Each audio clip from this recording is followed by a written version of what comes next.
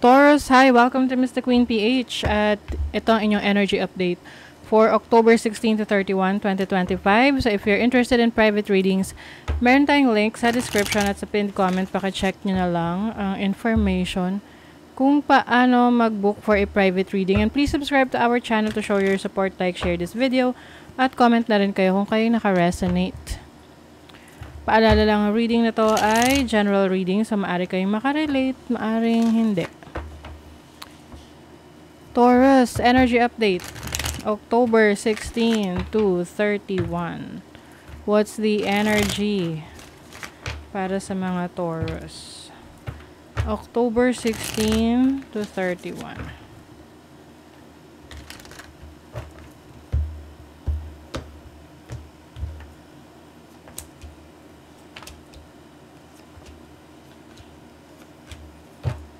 Okay. Medyo may pagka-unstable, no? Yung inyong isip sa ngayon, na parang hindi kayo makapag-decide. Nahihirapan kayong magdesisyon kung ano ba, gagawin nyo na ba? Kasi pwede kasing, alam mo yung tipong, example lang naman, no? Halimbawa, gusto mo mag-abroad. Tapos may opportunity. Pero hindi mo maiwan yung pamilya mo. Alam mo, yung ganung klaseng energy na, parang torn between two situation ka sa ngayon, no?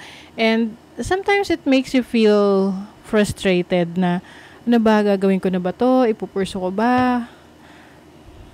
You have the King of Wands and then the Moon. Okay. Kasi parang medyo emotional ka rito na may pag-aalala. Oo. Minsan kasi kapag kahit na meron tayong gustong gawin, tapos hindi tayo ganun ka-confident. Tapos nagwo-worry tayo, what if hindi mag-work? What if mag-fail? Diba? Pero, diba, regardless kung mag-work o hindi, ang importante, sinubukan mo. At least hindi ka magwo-wonder na, paano kaya kung ginawa ko? Diba? Wala nang what ifs. Kasi alam mo na yung resulta. So, with the Five of Cups, maari kasi may mga dati mong mga experiences na nagkamali ka ng desisyon, yung mga pinili mong sitwasyon ay hindi nakabuti sa'yo.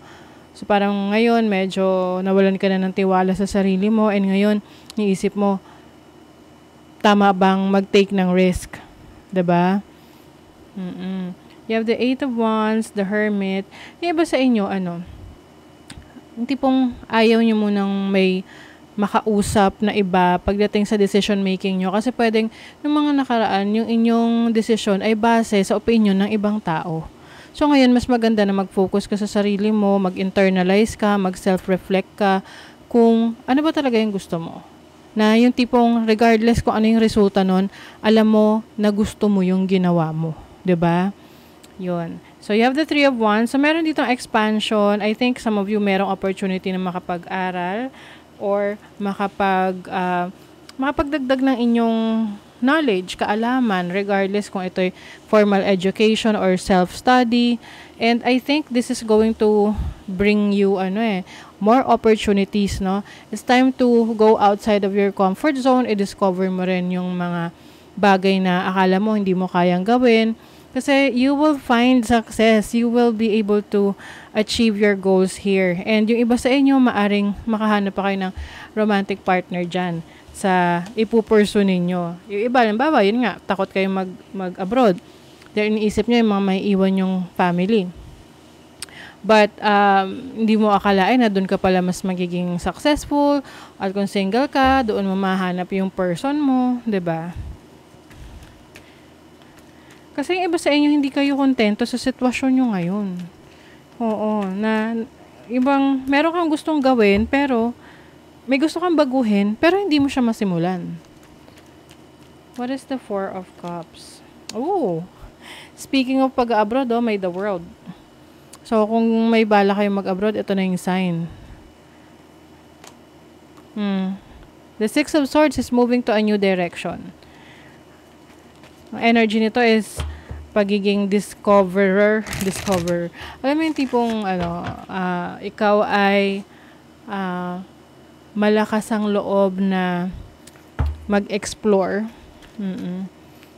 Go on go on an adventure. Ooh. Wow. Four of Wands, the Tower. Alam nyo guys, kung ano man yung gusto nyong i-pursue ngayon, na pinagdidesisyonan nyo, na alam nyo sa sarili nyo na ito na yon. Gawin nyo siya kasi merong celebration dito na masasabi mo sa sarili mo na worth it pala yung actions na ginawa ko. You have the Queen of Cups. This is, I see forgiveness. Meron kang mga taong pinapatawad. Lalo na yung sarili mo sa mga naging mistakes mo in the past.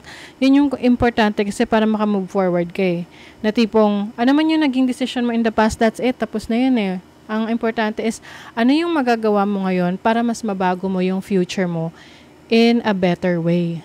'Di ba? So, more on planning and taking responsibility sa mga decisions mo. Tingnan natin yung kaperahan for Taurus. Ano yung energy ng finances, kaperahan para sa mga Taurus? 7 of Swords. Naku, okay. Alam nyo, merong nagpa-stress sa inyo pagdating sa pera. Pwedeng may panluloko dito or yung iba pwedeng na-scam o kaya yun nga, may pinagkatiwalaan ka pero hindi pala katiwa-tiwala. Or pagdating sa trabaho, pinaniwala ka na this is going to bring you a lot of opportunities pero pinaasa ka lang. So ngayon, i-fulfill mo kung ano yung pangarap mo.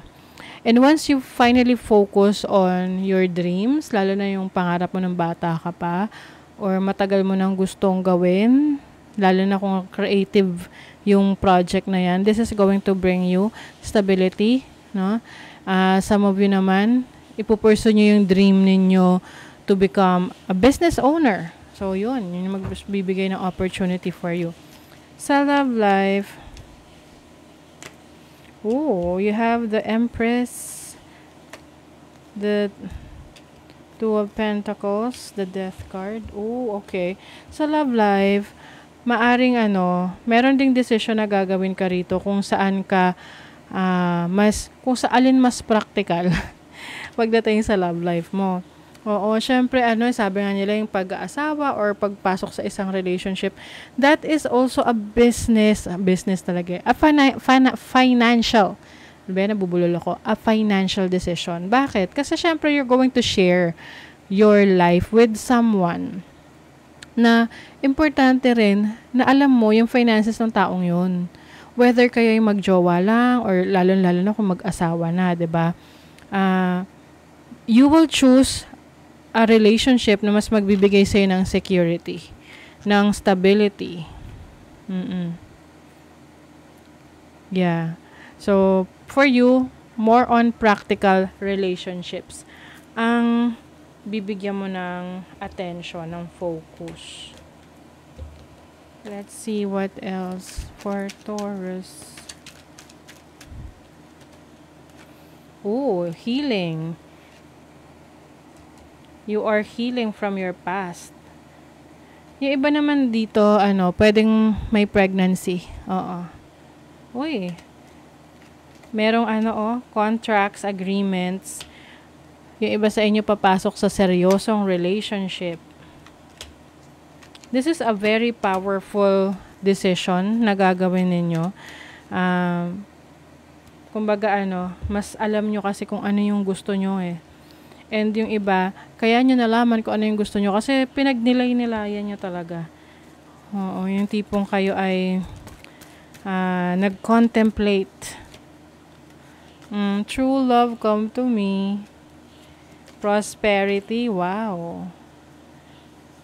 And then energy. So, meron kang energy to fulfill your goals and dreams kaya magdadala yan ng prosperity, kasaganaan sa'yo.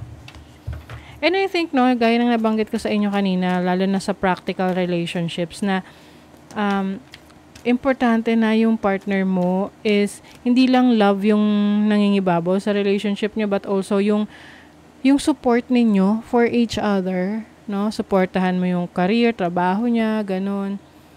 What do you need to release? Meron kang kailangan i-release that is no longer serving your highest good. Be bold and make the first move. Ikaw na yung gagawa ng first move to make things happen para sa sarili mo. The answers you need are coming. Yung mga naguguluhan pa dyan, ayan, parating na ang sagot sa inyong mga tanong. Magkakaroon na kayo ng clarity about your plans. Ayan. So that is your reading, Taurus. Thank you so much. See you again.